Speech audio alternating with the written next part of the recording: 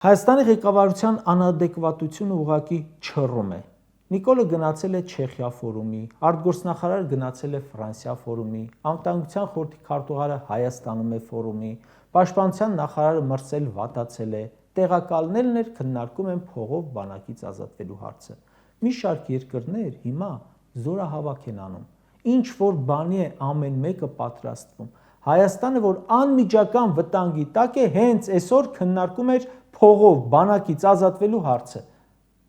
Լավ, ասենք թվարկածս պաշտոնյաները մի կողմից էլ նայում ես, իրենց կաբինետներում էին, ասենք թե ինչ էին անելու։ Ասենք Նիկոլը Չեխիա չի գնացել։ Իսրայել-Իրան պատերազմն է մեր քթի տակ, ինչ էր անելու։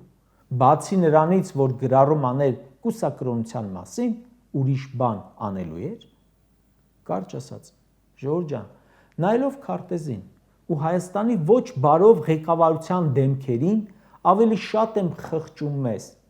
Մեզ համար ողբերգական է այս իրավիճակում, այս խառը պահին Հայաստանը դեռևս որ սրանք են ղեկավարում։